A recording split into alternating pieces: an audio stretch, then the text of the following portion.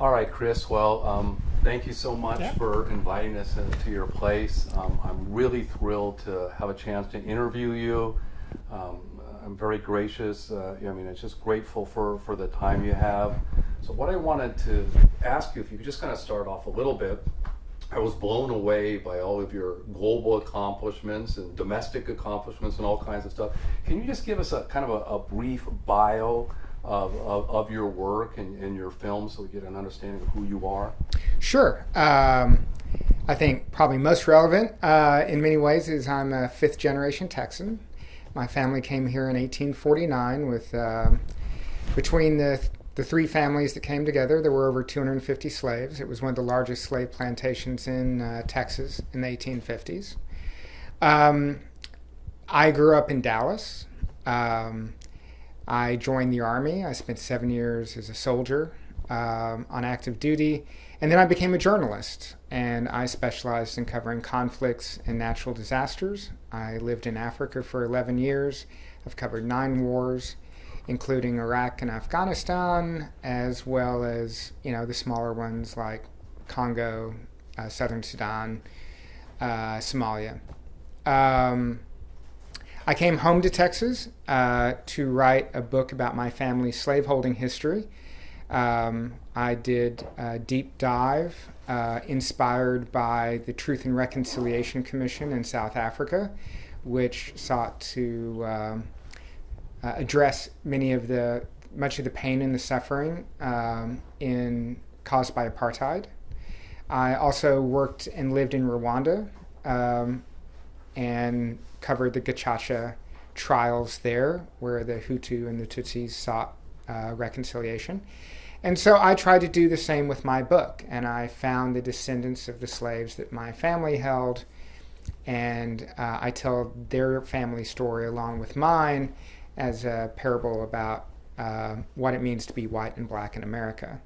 I followed that up with 2 of my co-authors, Brian Burrow and Jason Stanford, with a book called Forget the Alamo, where we tried to address the foundational myths of Texas exceptionalism and try to boil down to what the real truth is and how these myths have been used to oppress Tejanos, Hispanics, for the last 150 years.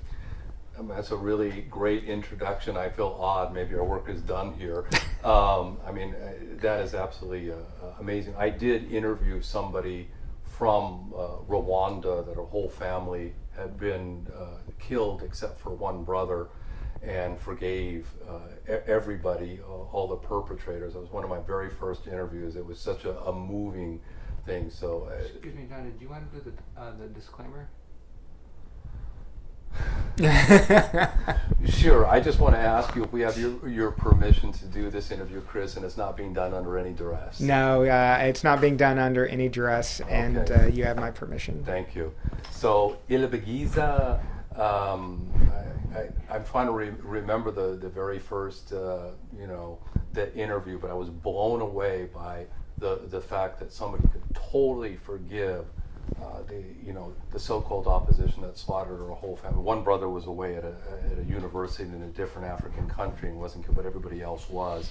So that's incredibly moving, and I'm just kind of awed by your scholarship and living in Africa for so long, Rwanda, really important historical events. So Forget the Alamo. Can you talk about where it kind of derived from? Where did you get the idea from it? You wrote it with 2 other colleagues, I believe. So where did the idea come from? How did it originate? Well, now I'm a newspaper columnist writing for the San Antonio Express News and the Houston Chronicle. And I wrote a column for the business section about how Texas needs to rebrand.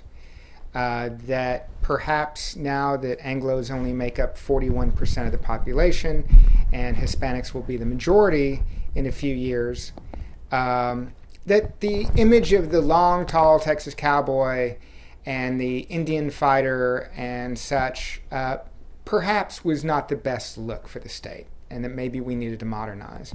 And I had a line in that column where I said the Battle of the Alamo was more about preserving slavery than it was about fighting for liberty. And obviously I got a lot of hate mail for this, and I was mentioning this to my two friends, Brian Burrow and Jason Stanford, and they were laughing, and Brian was like, "What do you mean? What do you mean that the Alamo is about slavery?" And, he's 60 years old. He grew up in a time where Texas history education was not very progressive. And Jason and I explained it to him. And he said, "I think there's a book." And I was like, "Well, there are only 2,436 books about the Alamo. I'm not sure the world needs another one." And he slammed his hand on the table and said, "I think there is, and we need to call it Forget the Alamo." And that's how we got started.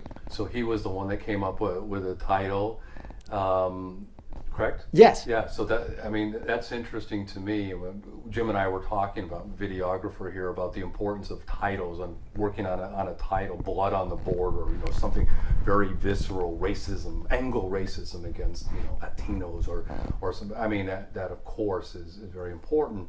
There's a point that I kind of argue that Texans, as I'm an outsider, so I'm going to say that first of all as an outsider. It's like this is synonymous, the Alamo synonymous with Texans, but I don't think most people know about the Alamo. They know about the mythology of the Alamo. Right. So that's the thing, and I grew up with the mythology of the Alamo, which I loved. That was long ago before I ever became a historian. Was supposed to be chasing the truth and in the facts. So that's really interesting how you collaborated on this. One of the things that you talked about, I want to open this, and I'm not trying to be disrespectful, but I think when I come into Texas, I feel like I'm in the Twilight Zone, and I don't really comprehend Texas. I don't comprehend the size. I don't comprehend all of the mythology of Texas, the exceptionalism, of Texas. There was a scholar who wrote for the New York Times, and he talked about branding, and that's what got me going out here. And he was telling me something about like Toyota, trucks made in Texas, and why they're such a hot commodity because they come out of Texas. And he was talking about freezer bags that were like Texas tough and Texas toast, and he was going through a whole bunch of things. Can you talk a little bit about, for the people who don't really know, what is Texas exceptionalism?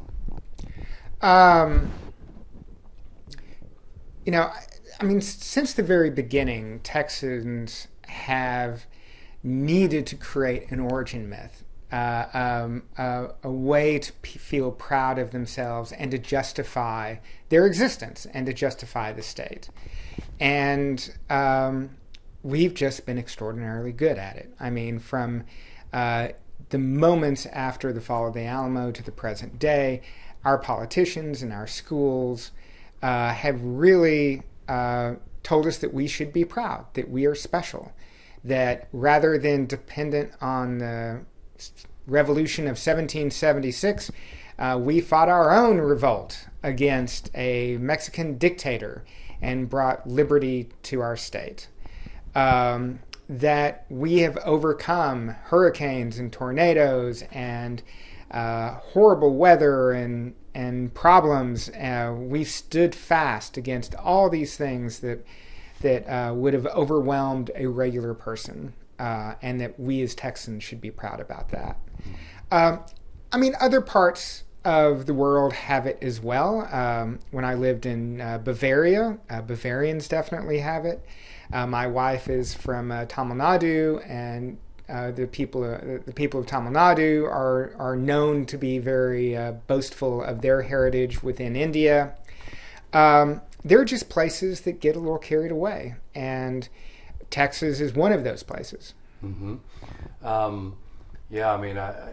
It's interesting, some of the branding that you talked about, the greatness of, the vastness of, of Texas. But one of the things that it seems like you're attacking in the book is, some of this mythology. And even the creation myth is very interesting to me. And again, I grew up with as a 62-year-old guy.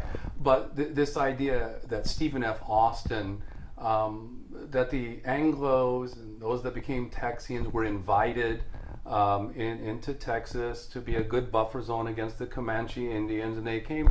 And what Stephen F. Austin found was a desert. It was a veritable desert. And what happened is when white people show up, all of a sudden you have the Garden of Eden. There's this kind of oasis that kind of grows. So first of all, the way it's laid, we were invited.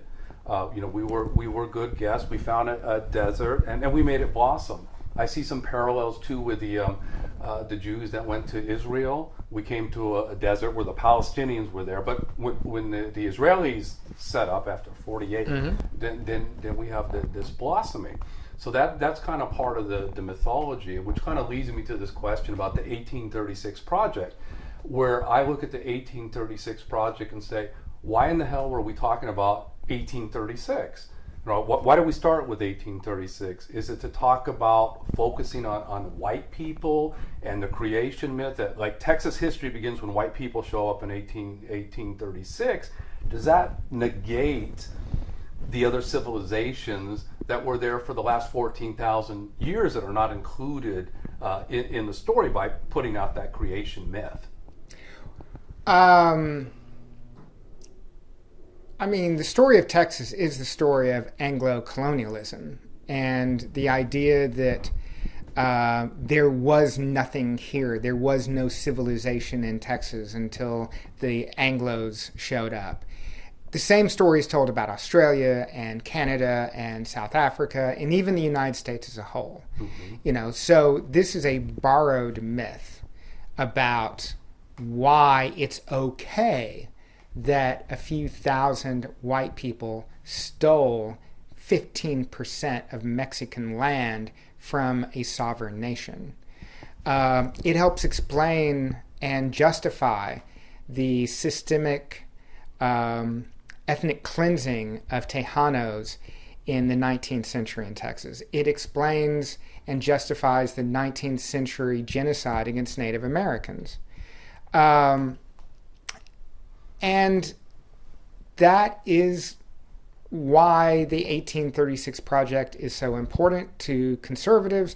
It's why our book is so threatening to them, is that we bust open those myths and say, no, actually, this was a barbarism against indigenous people, and we should be honest about that.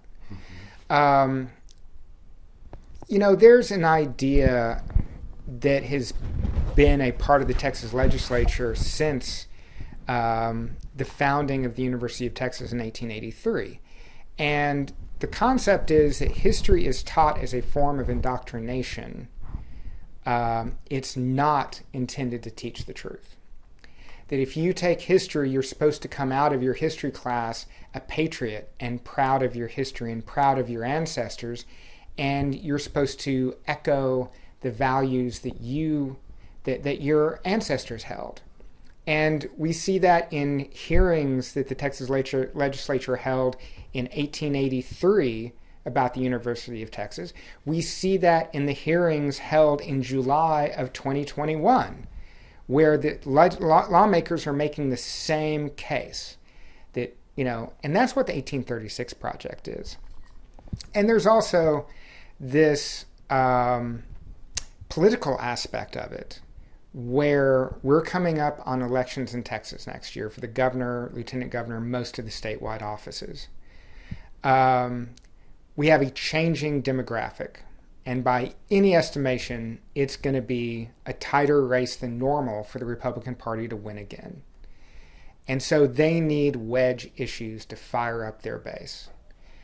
The 1836 project was established as a direct attack on the 1619 project that talked about the importance of racism in the establishment of the United States.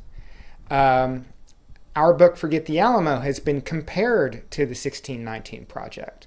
The governor and the lieutenant governor have said that we are the Texas equivalent of the 1619 project, and therefore we should not be allowed to speak at public institutions about our findings in the historical record.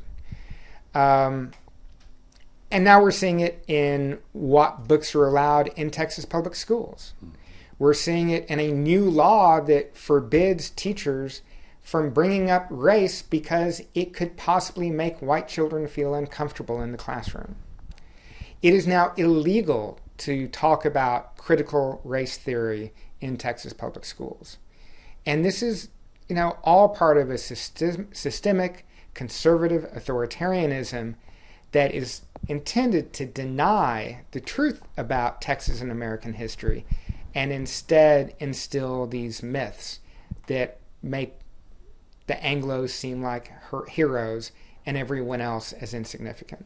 I was talking with Angela Valenzuela yesterday, and Emilio Zamora, her husband, and she kind of pointed that out right now, that we're very worried about, white children, being upset, depressed. There's even things like, kids are killing themselves because they're feeling the blame, the shame of the past, and yet at the same time, the Hispanic story is totally not there.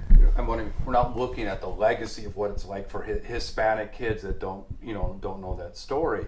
And I think it's also just an interesting point where I think is that many people would talk about more inclusion at the Alamo. The curator Ernesto Rodriguez would say, hey, we need more we need Tejano voices, and we need indigenous voice, we need all these kinds of voices. But in that kind of process of incorporating, just as your book talks about, if you're going to talk about the inclusion of other people, then you're going to have to talk about racism.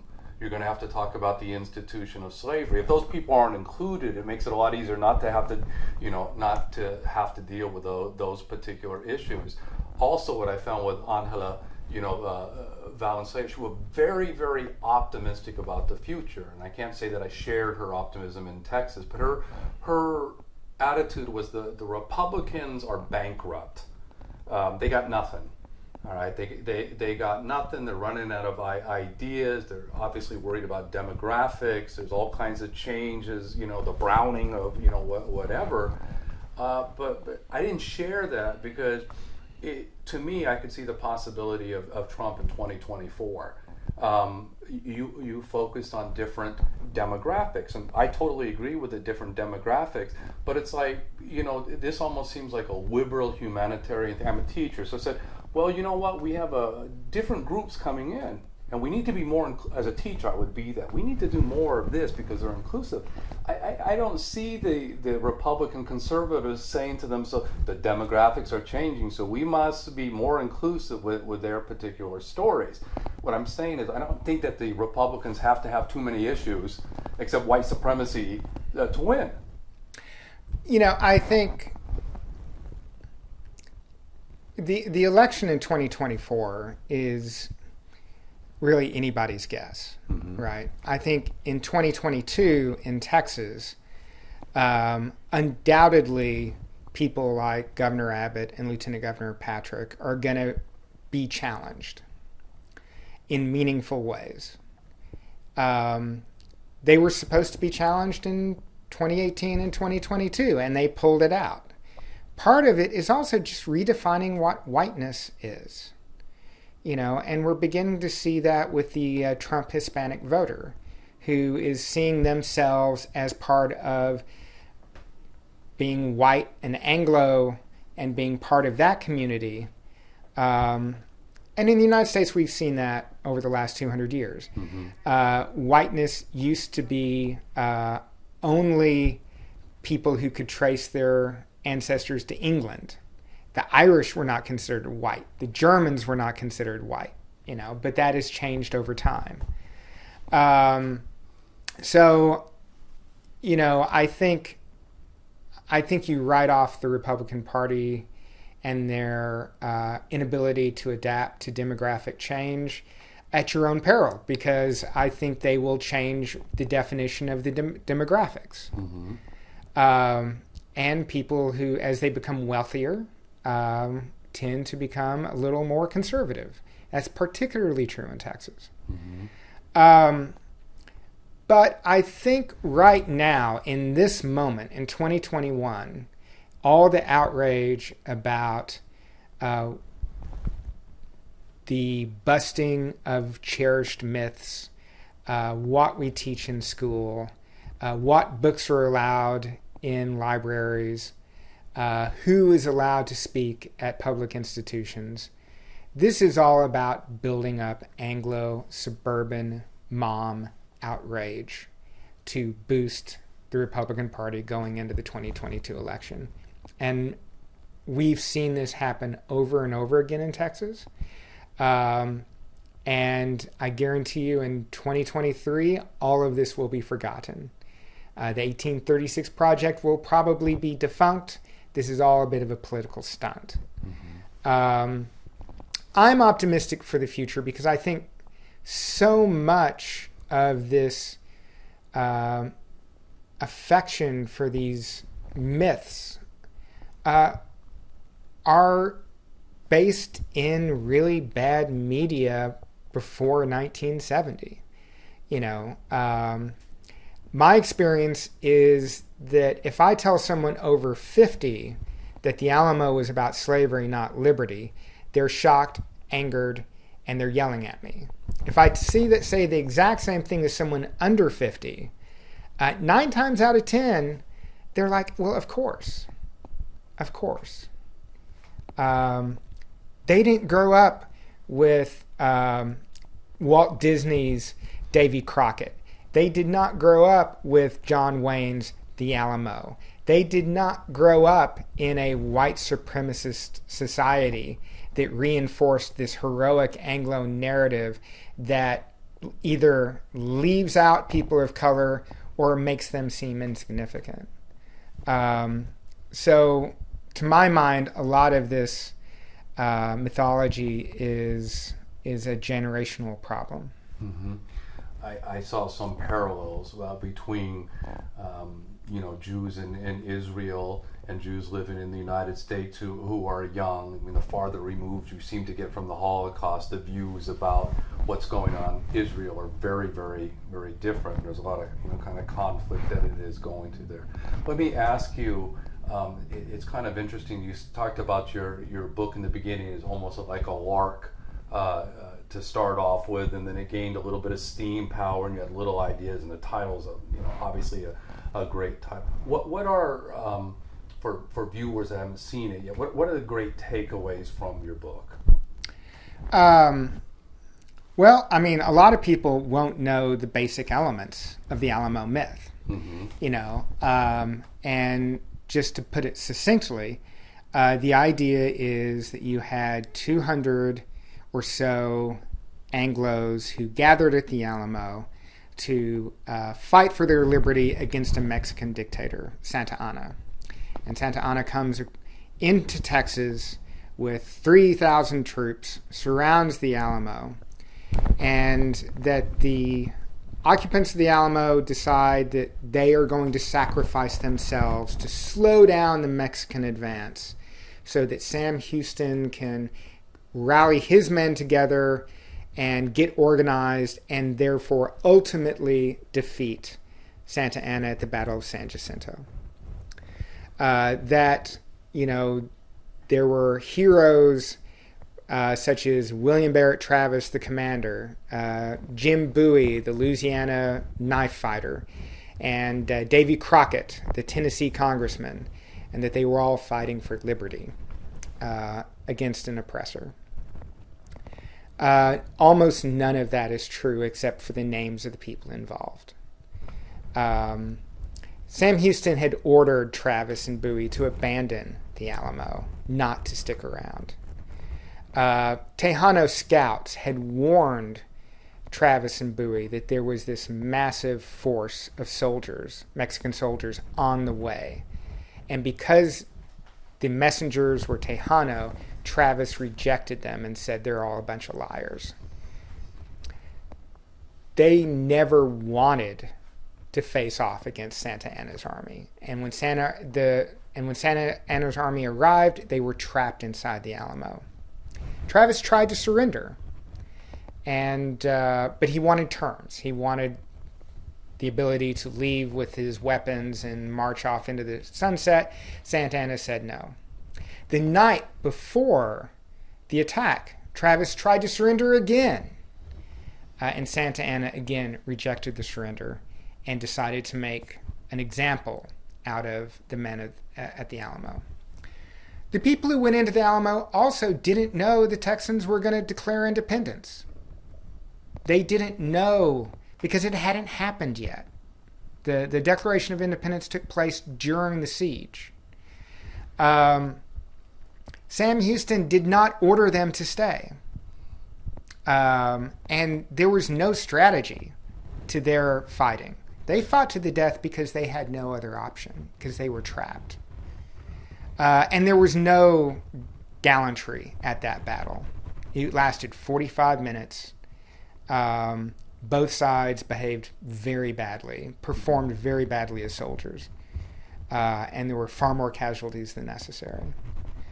And ultimately, the root cause of the Texas Revolt was slavery. The Santa Anna and the Mexican government wanted to abolish it. The Anglos in Texas wanted to keep it. They'd been arguing about this for 15 years. And instead of threatening to leave, the Anglos decided to pick up their weapons and stay.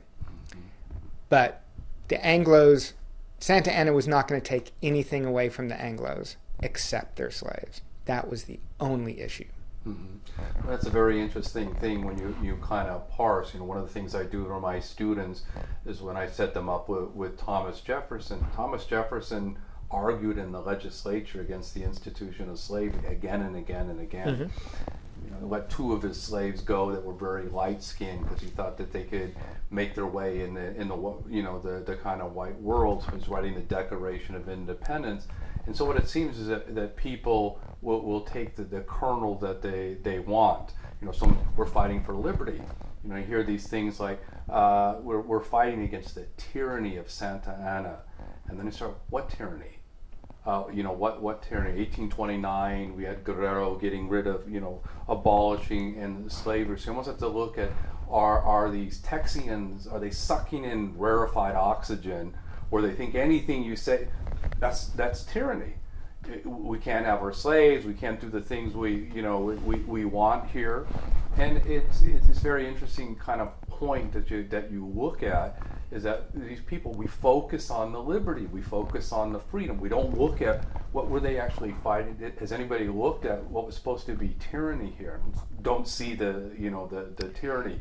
And this idea, as we talk about Stephen F. Austin, Texas is never going to make it without cotton and the institution of slavery. So a lot of times the narrative is just taking those little kernels that kind of work for you. I do have to say, historian Frank de la Teja, he tried to warn against words like being totally what is liberty? What do you mean when you say you're fighting for liberty, or you're fighting for freedom, or there's tyranny that is there when people are kind of arguing this? But as you said, it's almost like setting up this mythology that the minute you set up as a justification. I looked at Sam Houston, and I was very interested in a book by Reginald Horseman that I think was kind of key to this thing. It was relatively new, about a year ago that I actually read it. But he was talking about Anglo-Saxonism, and was trying to talk about the fact in the 1790s, 1800, that when you talk about Anglo-Saxonism, we're talking about colonialism perhaps, and constitutionalism, good old English laws. But somehow that metastasized, where it got into this virulent racism that he kind of puts into the early 1830s, 1840s, and 1850s. And I think what's interesting is not just talking about theoretical racism, that he's trying to tell you actual locations, where it came. I usually talk about manifest destiny, not so much about Anglo-Saxonism, and they seem to kind of intertwine there. But all of a sudden, this hierarchy was being set up when this racism became virulent. The white people at the top and the people of color at the bottom. As you kind of focus on, it's like this justification. Sam Houston said, "Why would we ever apologize for taking the land from mongrels? I mean, that word more than any other word really comes out from. Oh, from yeah, all the no, people, that's the- black mixed mongrel people. Yeah, no, I mean mongrel is the word that you see most often in the letters and the diaries and the documents. You know, I was a soldier. I covered 9 wars. I've been on the front lines of 9 wars, and I can tell you that the reason someone is carrying a rifle and getting shot at and killing people is as unique to them as their DNA. So, you know, it's impossible to say why everyone was involved. Why, you know, were the Hutus who were committing genocide against the Tutsis, you know, they were fighting against an invader, an oppressor, in their minds. If you talk to the Sunni in the Sunni Triangle in Iraq, or you talk to the Pashto in Afghanistan, they're all fighting for liberty, and they're fighting against the United States. You know, so right, these big words are essentially meaningless when you're talking about that frontline soldier, because it's all about perception and education and brainwashing, frankly. So I, as a war correspondent, wanted to look at things from a larger perspective. And in every case, every ethnic war I ever covered was not really about ethnicity. It wasn't about the shape of someone's nose or what sect of Islam they were following. It was about power and privilege. And it was a struggle for who would have power and who would have privilege, economic power, political power. And when you look at the Texas Revolt, it's also about power and privilege. And the Anglos derived their power and privilege from the institution of slavery. And they would not be able to hold on to that power and privilege if they did not have it. And that is why I am comfortable saying that the foundational cause of the revolt was slavery, not a fight for liberty. You know, because if you listen to Santa Anna's speech or read Santa Anna's letter before he crosses the Rio Grande, he is fighting for liberty, to liberate his homeland, his sovereign nation, from Anglo invaders. He said he was going to go free the wretched blacks held in bondage by the Anglo-Texans. So yeah, let's be careful about how we throw the words liberty and freedom around. Yeah, I maybe over-exaggerated this, but I read Patrick Cruise's manifesto probably 20 times just to see if I would pick up on anything going through again.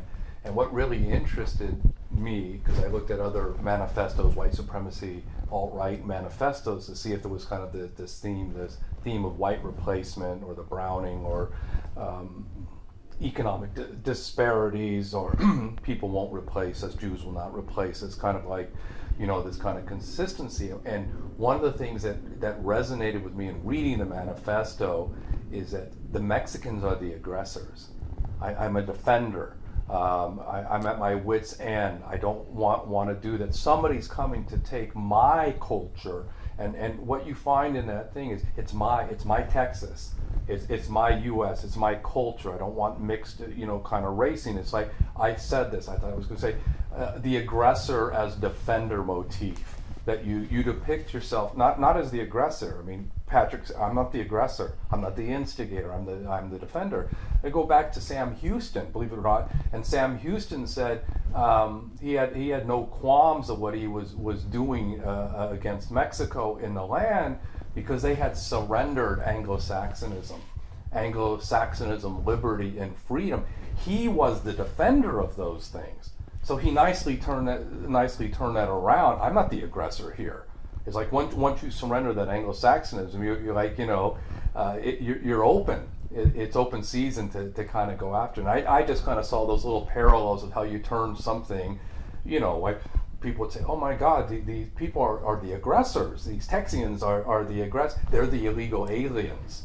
Oh, yeah. They're the ones in 1829 were told no more slavery, and they said to hell with that, and freeing the slaves and having lifelong indentured, whatever you want to say here, and that's very significant. And there's a little parallel. Then what drives me insane is when I go on Facebook and said, doesn't Israel have the right to defend themselves? And I go ballistic on that. Yes, of course, that's a stupid ass question.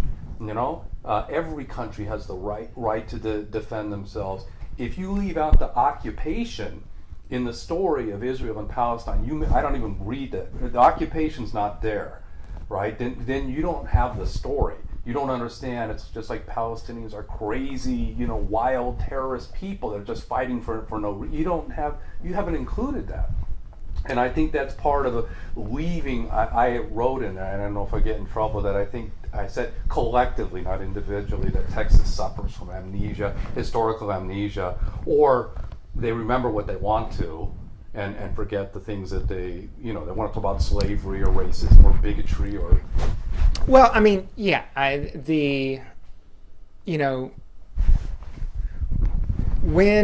the Anglos won independence from Mexico after Santa Anna signed his surrender under duress, the Texans scrambled to justify their existence, to justify their nationhood, and 2/3 wanted to immediately join the United States. It was only because the United States didn't want them that that Texas remained a nation for 9 years. But this idea that the defenders of the Alamo, most of them had only been in the state for a few weeks. The majority of the fighters in Houston's army were recruited by New Orleans cotton traders and slave traders and guaranteed free land if they went and joined Sam Houston's army. They weren't really Texians even. They were illegal immigrants in Mexico stealing a portion of that country. So none of those facts fit in with a legitimate justification for why Texas should be independent or become part of the United States. So we forget all of those things. We remember the Alamo, we forget slavery, because we need to feel good about ourselves and justify our crimes against humanity rather than fess up to them. It's very interesting that you jogged my memory with Andres Tiarina, that he said that the same thing. He was talking about families that have been around from the 1500s, in Texas, and he said you get somebody who comes across from Georgia, they've been here 2 weeks, and they're a Texan. I think he was really in this firestorm kind of talking about, and that was one of the questions. I have several questions. He spoke about the Alamo, and I'm thinking here and paraphrasing it. Who are the first Texans? When you talk about the story of the Alamo, is it memory or is it history? Who gets included in the Alamo? One of the things I want to ask Bruce Winders tomorrow is, I know UNESCO, World Heritage Sites with all the missions. Why in the hell are we starting in 1836 and not in 1718? I mean, you got awarded for 300 years. Not this particular period, which it means that there's a lot of other inclusion of other people that are there. It hits me a lot that a lot of the writing, like Patrick Crusius and other people in the 1820s and 1830s, is about who gets to belong in Texas. Who is a Texan, who belongs here, who doesn't belong. I mean, it was laughable to me anyway when Patrick Crusius talked about the invasion by Mexicans, and he didn't care if you were Mexican, American, and legal. I got in a little debate yesterday. Somebody would kind of say that, kind of willy-nilly, that Patrick Crusius showed up to El Paso, Juarez in my article, and I didn't have too many good lines, but I like this one out there. I said that the choice of El Paso was as premeditated as were the murders. Meaning this was a border community where Patrick Cruises came from was I looked at, I think it's 69% white population, and I think it was 83% Hispanic population in El Paso. It's a little haunting that he went in and cased the place at the mall, then went out to get something to eat, and then came back and did. I mean, to me, that was as thought out. You don't just get up and drive 10 hours to come to a place and say, hey, this is it. It was the end of the summer. A lot of people getting ready for school, buying back to school, instruments and clothes and everything kind of picking that out. But this kind of idea that the Mexican is always an outsider. He's always kind of looking in. It doesn't matter if you're a Tejano and you've been here, forever and ever. It's that kind of outside, and I think people want to belong. I think in your book there was a moving point about Latina activist Rosie Castro. Yeah. Can you give us a little bit of that story, that little perspective of about a lot of ways Hispanics are treated as not being an American in the history classes that people get in Texas, kind of categorize you as you're not really American, and your book was kind of a catalyst for change, reaction of course. Well, I'm not Rosie Castro didn't talk to us for the book, so I think Rosie Castro's a Latina activist going back to the civil rights movement in the 60s in San Antonio. Her sons famously became the mayor, Julian Castro, and the Congressman Joaquin Castro. But she always saw the veneration of the white people who died at the Alamo as a form of white supremacy and oppression of Tejano culture. There were Tejanos who died at the Alamo, but their names were initially left off the list because the early historians only wanted to honor white people, or the courage of the Mexicans who died at the Alamo was in question. Mm-hmm. Now you have monuments to La Soya and others, but we talked to countless young Hispanics who made their field trip to the Alamo in 7th grade and heard the story of the battle. And as Andres Tijerina says, he went in to the Alamo thinking that he was a Texan and an American and left it feeling like a Mexican. When I was a kid, there was a hazing that if you saw a Mexican-American kid, you could punch them in the arm and say, "Remember the Alamo." I didn't do it, but a lot of my friends did. Mm-hmm. There is an idea that, your ancestors killed Davy Crockett.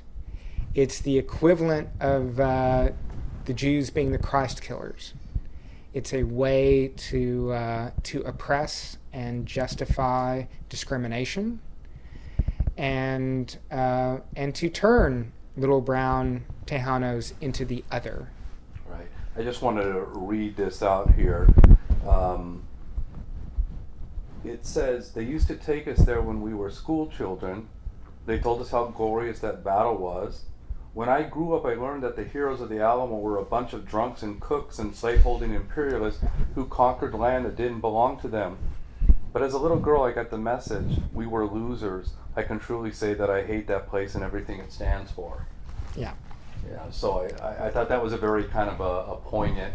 I mean, I find it interesting. I'm a diehard Ram fan, and I only bring that up because of tribalism and what a team kind of means to you and things like that. And this kind of an idea where people just kind of they band together for just to be part of the group. It's almost like that crowd mentality, and it's very difficult to kind of break away from that.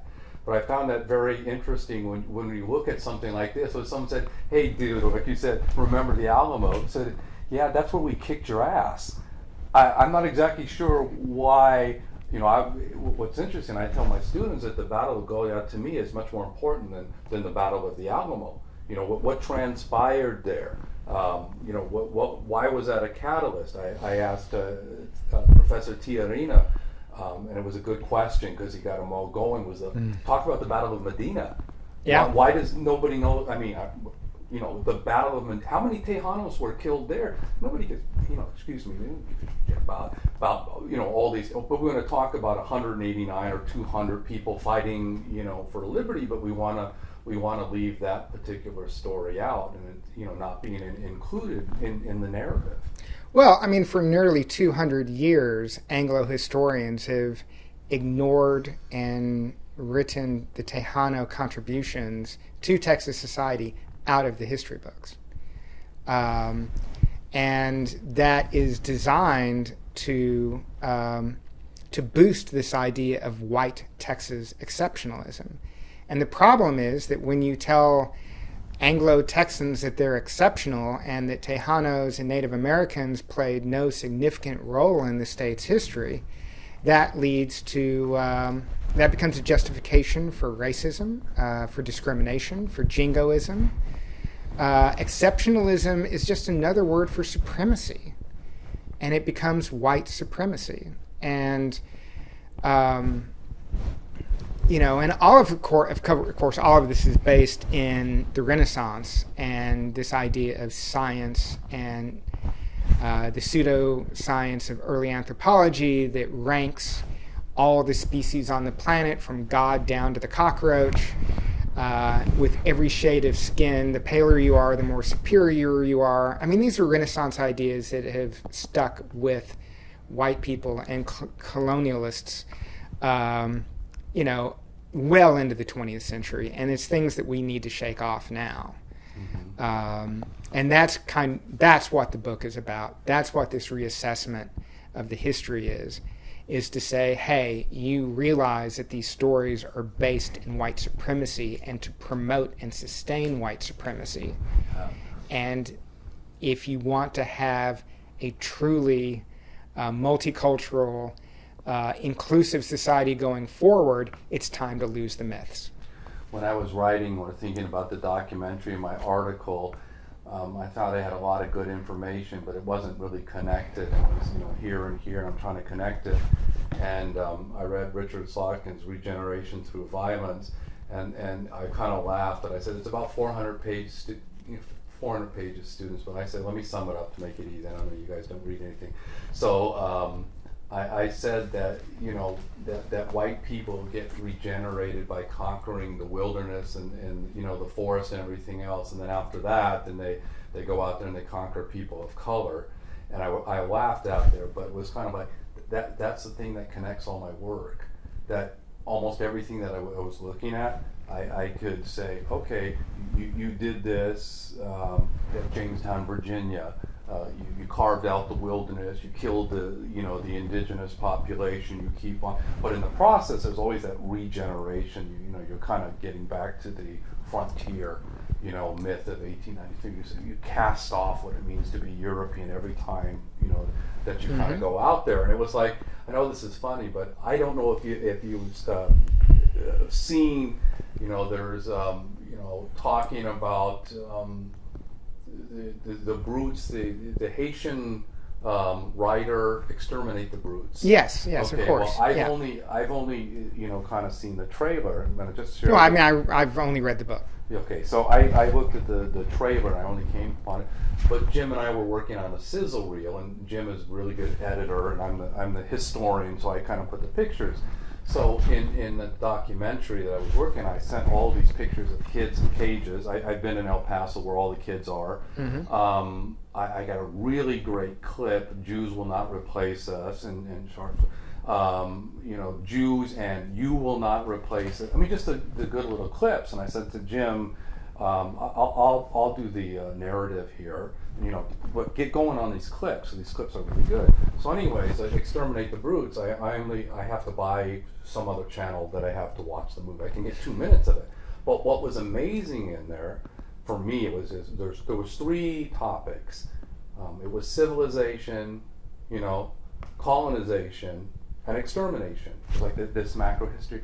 But the pictures that he had in the seal were the same. I mean, not exactly, but kids in cages. Jews will not.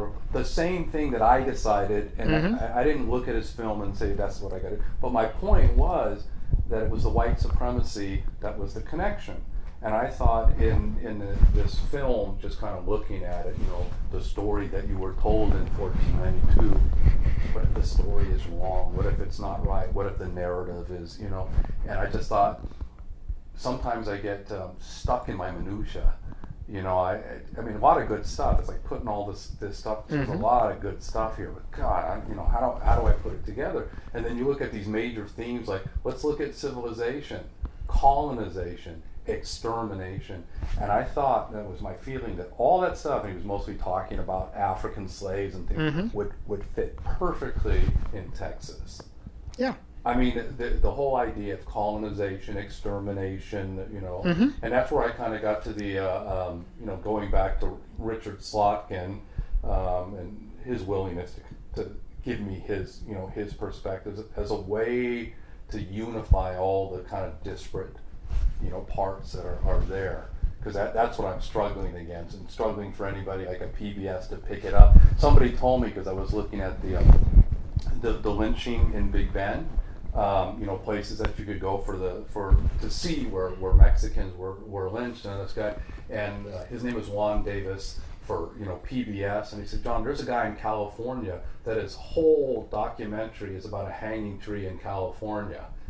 That would be such a minuscule. I mean, that would be but it would be these chapters that would be all kind of linked together, and the idea was like a PBS that I have a lot of sociologists and political scientists and historians and ethnic studies that you could take a segment, use it for your class. And I told Juan at PBS, I said, if you asked me to do a 2-hour documentary, I don't think I could do it. If you asked me to put 20 10-minute little things together, I think I could. I mean, I just think it's psychological that I could say, I talked to you about your book, Forget the Alamo. And we could summarize what's there. And I have somebody who wrote a book on the Texas Rangers, and the name escapes me. David Swanson. Yeah. So I've spoken to him. He wants to make a contribution. I have a scholar at USC, Alice Baumgartner, who wrote a book about in the antebellum period where slaves fled to Mexico because conditions were really, really good stuff. And Gary Clayton Anderson, talking about ethnic cleansing, but all the people that want to collaborate to kind of make it happen, and yet I'm still struggling, for the glue. And if white supremacy is the glue, then I think that will certainly be helpful to look at the manifestations of that. Well, I think it's. I mean, the story of Texas is not that different from the story of the 13 colonies, from the French in West Africa, the Belgians in the Congo, the Dutch in South Africa, the Portuguese in India. It's all the same story. It's this idea of white supremacy, Christian supremacy, the fact that, as Jared Diamond would say, you've got guns and steel, so that makes you a superior species and empowers you to take over the world. That's what happened in Texas. I mean, Jim Bowie was a slave trader. William Travis was a slave trader. Sam Houston, Stephen F. Austin.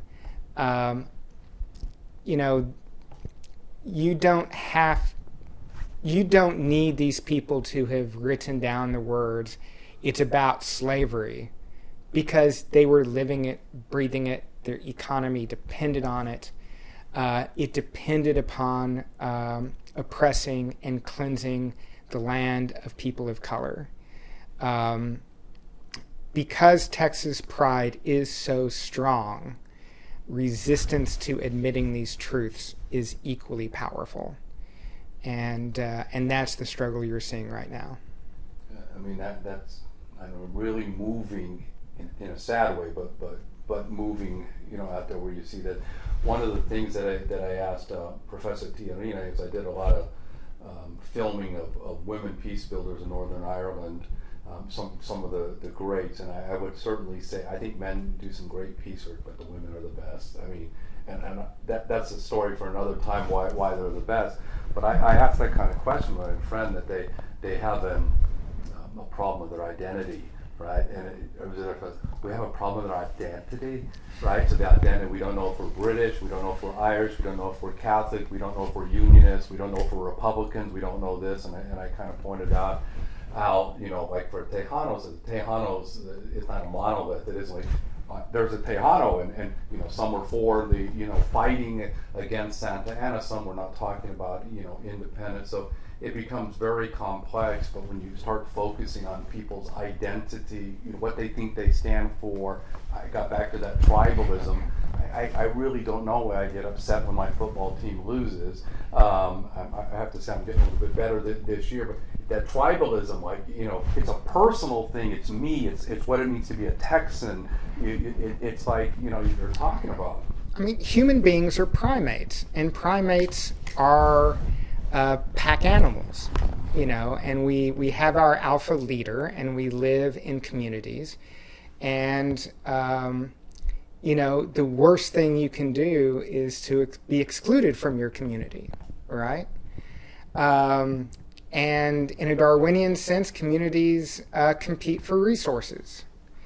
And so for most of human history, it's been about forming communities to compete with other communities for resources. And the easiest way to define your community is by the color of your skin, the color of your hair, the clothes that you wear, the teams that you back. There was a study once using MRI machines studying Southern racists and British football hooligans. And they discovered that when a British football hooligan sees someone wearing the jersey of their rival team, the hatred and activity in the amygdala of their brain is exactly the same as when a white racist sees a black person. We have frontal lobes that allow us to divide ourselves in any myriad of ways.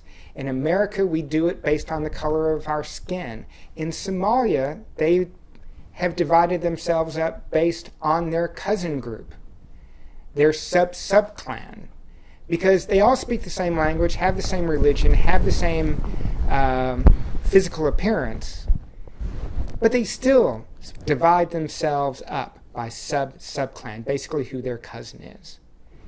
And so human beings will divide themselves up. They'll find whatever method is necessary, and then they're going to compete for power and privilege. And that is what's happening today in Texas and everywhere else around the world.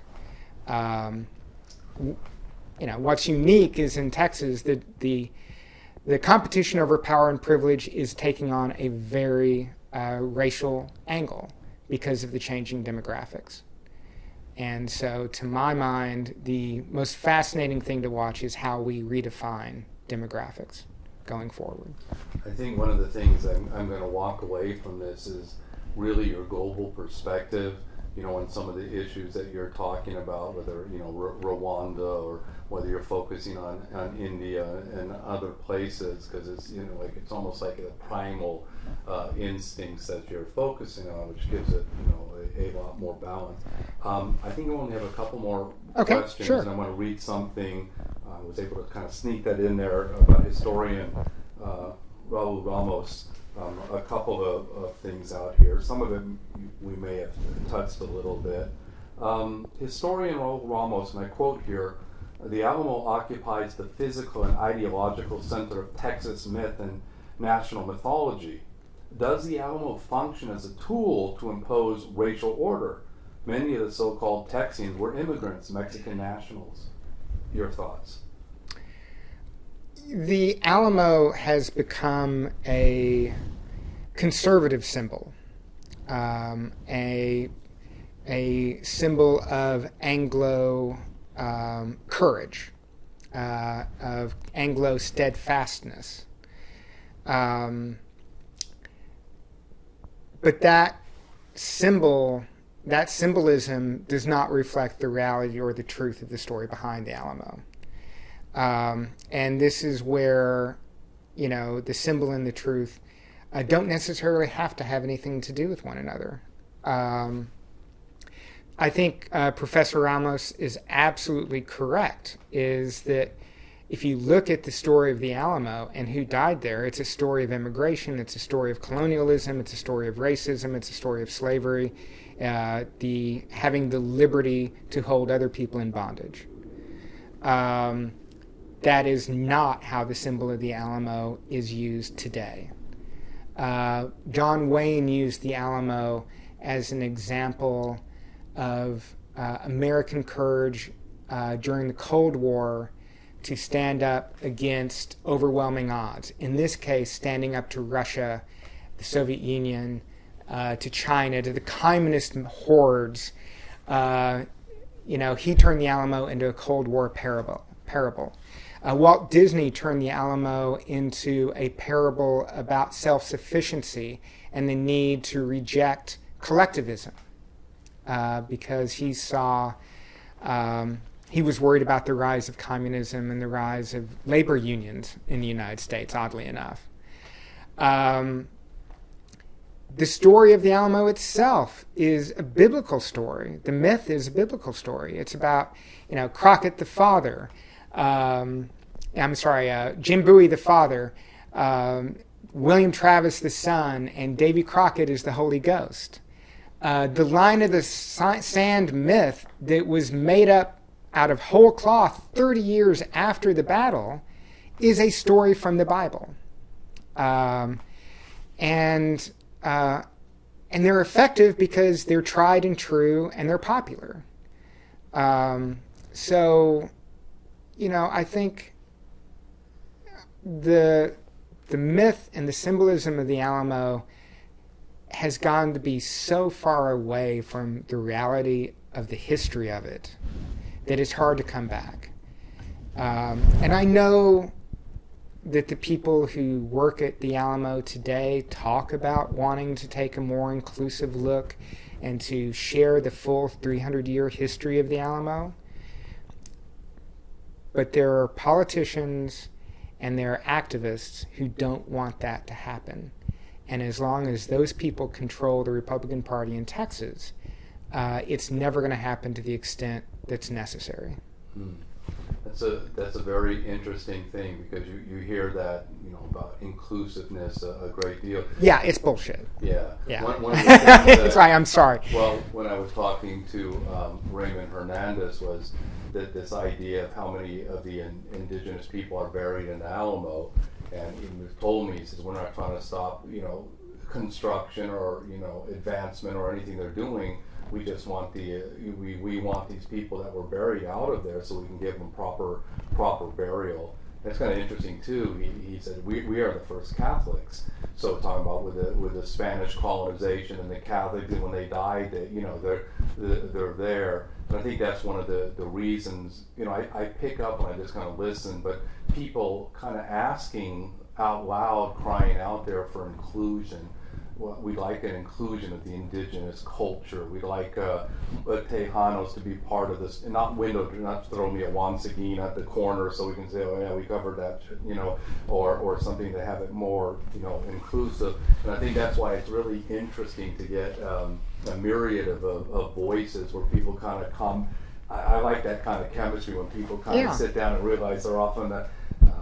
I stopped arguing on Facebook because I thought it was a waste.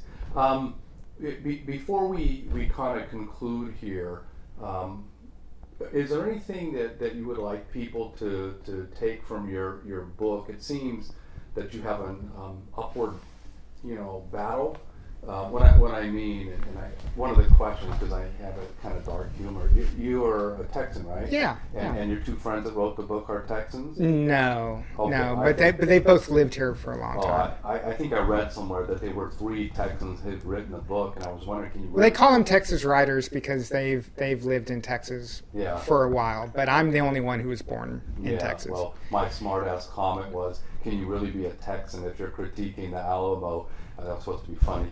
But anyway, the idea was like, so when I wrote that, as I said in the article about people, that the Alamo synonymous with Texas, but not the real story. People don't really know the story. But I also wanted to kind of say this too. I don't really like, sometimes it's great to believe in mythology. I love the mythology of Texas, and I'm not from Texas as a kid. But the kind of story I was like I used to have a Davy Crockett hat from Disneyland or Knott's that's the way I was was brought up. It was frontiersmen. It was about courage. It wasn't like I was taught that there was a lot of slaughtering of Native Americans, or it was about fighting Mexicans. So it's a little bit like finding out about Santa or something. Like there's a part of you that goes away. It's like, God, I kind of wish that the mythology was kind of like it was really true. And people have to understand, like with historians, I've debated this. Just like you writing the book, I'm sure you thought about resistance and maybe violence or death threats about you writing this book. Well, my attitude was, I asked myself as a historian, if I'm worth my salt, then I have to go after the truth in my documentary. And I don't think you can ameliorate every, like all the sides. It's like me saying, you can be very passionate about what the Palestinians go through. I don't love Jews in Israel, but my job is to chronicle the occupation and chronicle what happened to Palestinians and understand that people understand this, that Israel, violates international law with impunity from help from the United States. That's what you're chronicling. And the minute you do that, you're an anti-Semite if you kind of do that. But see, this is one of the reasons I really wanted to talk to you, because I think that you lay it out very, very well in the book. Just kind of thinking about like myth busting. It's like Ghostbusters, but myth busters. When they go out there, let's get rid of the Texas creation myth, Texas exceptionalism, the Alamo mythology. Yeah, my first book, Tomlinson Hill, was my personal journey to busting the myth of the good slaveholder, because I grew up being told that my family, that my ancestors were good slaveholders, and that I should be proud that they were slaveholders because it meant that we were aristocracy. In researching and writing that book, I discovered that none of that was true. That they were brutal murderers and rapists, and that they lynched people, and that latter generations joined the Ku Klux Klan and lynched people, including my grandfather. When I look at the Alamo myth, objectively, I see mass murderers and slavers, and men who did not treat women well at all, being held up as heroes because they got trapped inside of an old Spanish fort because they were too drunk to get out of the way of the Mexican army. William Barrett Travis fleeing, divorcing, getting rid of, unsavory people. One of the things I wanted to do to illustrate my point, and I started to write that the day before the Alamo, Santa Anna grabbed all the troops and gave them a patriotic speech and said, everybody, the Americans aren't sending their best people. They're drug people, they're rapists, they're violent. And I found a quote from a clergyman, I think it was 1842. So this is a white Anglo clergyman from the United States that says that the people these Anglos that come in were scum. He just... Oh, yeah. He was like... Well, there's a British writer that wrote the very same thing in like 1838. Americans had very low opinions of the Texans, of the white Texans. They were all considered losers who couldn't make it anywhere else. or last chancers who had to flee their home or end up at the end of a rope. I find that we do better by our children when we teach them about the mistakes of the past and when we share the faults of our ancestors, because then they can avoid making those same mistakes, of falling into those same traps. We talk about being doomed to repeat history. Well, that's only because we don't teach it right. It's because we cover it up and we tell these myths and lies. I'm trying to give you a quote. I'll stop. No, I'm done. That's all right. No.